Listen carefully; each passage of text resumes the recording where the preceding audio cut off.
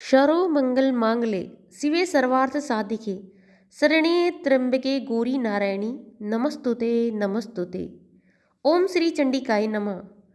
आप सभी को नवरात्रि के छठे दिन की बहुत बहुत शुभकामनाएं। माँ भगवती दुर्गा सदा सर्वदा आप सभी पर अपनी कृपा बनाए रखें। अब हम सुनते हैं माँ दुर्गा सप्तशती का 10वां अध्याय, माँ भगवती द्वारा शुंभ वध।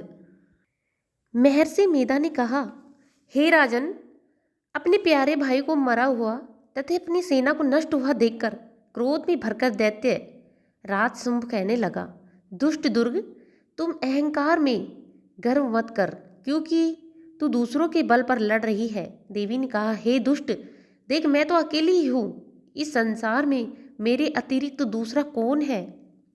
ये सब मेरी शक्तियाँ हैं। देख, ये सब मुझ में प्रविष्ट हो रही है। इसके पश्चात ब्रह्माणी आदि सभी देवी देवताएं देवी के शरीर में लीन हो गई और देवी अकेली रह गई। तब अंबिका देवी ने कहा, मैं अपनी ऐश्वर्य शक्ति से अनेक रूपों में यहाँ उपस्थित हुई थी। उन सब रूपों को मैंने समेट लिया है। अब अकेली ही यहाँ खड़ी हूँ, तू भी यहीं ठहर। महर्षि मेधा ने कहा। तब देवताओं तथा राक्षसों को देखते ही देखते देवी तथा शुंभ में भयंकर युद्ध होने लगा। अंबिका देवी ने सैकड़ों अस्त्र शस्त्र छोड़े। उधर दैत्यराज भी भयंकर अस्त्रों पर प्रहार आरंभ कर दिया। देवी के छोड़े हुए सैकड़ों अस्त्रों को दैत्य ने अपने अस्त्रों द्वारा काट डाला। इसी प्रकार शुंभ ने जो भी अस्त्र छोड़े उनको देवी ने अपनी भयंकर उकार के द्वारा ही काट डाला। दैत्य ने जब सैकड़ों बाण छोड़कर देवी को ढक दिया तो क्रोध में भरकर देवी ने अपने बाणों से उसका धनुष काट डाला। धनुष कट जाने पर दैत्येंद्र ने शक्ति चलाई, लेकिन देवी ने उसे भी काट कर फेंक दिया। फिर दैत्येंद्र चमकती हुई ढाल लेकर देवी की ओर दौड़ा, किंतु जब वह देवी के समीप पहुंचा तो देवी ने अपने तीक्ष्ण बाणों से उसकी चमकती हुई ढाल को भी काट डाला। फिर दैत्येंद्र का घोड़ा भी मार डाला। रथ टूट गया, सारथी मारा गया। तब वह भयंकर मुदगर लेकर देवी पर आक्रमण करने के लिए चला, किंतु देवी ने अपनी तीक्ष्ण बाणों से उसके मुदगर को भी काट दिया। इस पर दैत्य ने क्रोध में भरकर देवी की छाती में बड़े जोर से एक मुक्का मारा। दैत्य ने जब छाती को मुक्का मारा तो देवी ने भी उसकी छाती में जोर से एक मुक्का मारा। मुक्का खाकर पहले तो दैत्य पृथ्वी पर गिर पड़ा, किंतु तुरंत ही वह उठ खड़ा हुआ।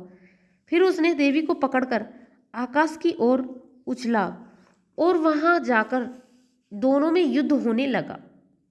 वह युद्ध सभी सिंधग्ध और मुनियों को आश्चर्य में डालने वाला था। देवी आकाश में दैत्य के साथ बहुत देर तक युद्ध करती रही।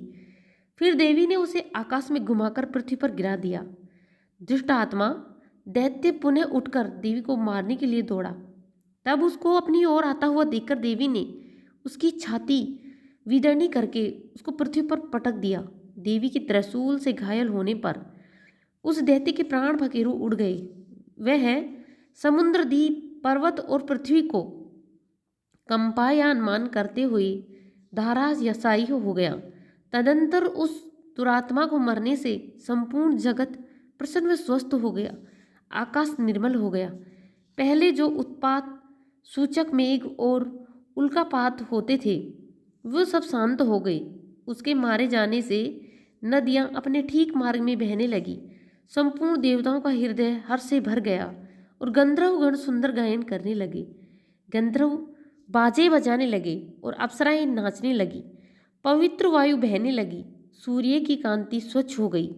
यज्ञशालाओं की बुझी हुई अग्नि अपने आप प्रज्वलित हो उठी तथा चारों दिशाओं में शांति फैल गई। इसी प्रकार से माँ दुर्गा सप्तशती का 10वां अध्याय समापन हुआ। बोलिए माता रानी की जय। आप सभी को वीडियो अच्छी लगी तो वीडियो को लाइक जरूर कीजिएगा और चैनल को सब्सक्राइब करना बिल्कुल भी ना भूलें। और 9 दिनों तक माता रानी के सभी अध्याय इसी प्रकार से सुने। जय माता दी।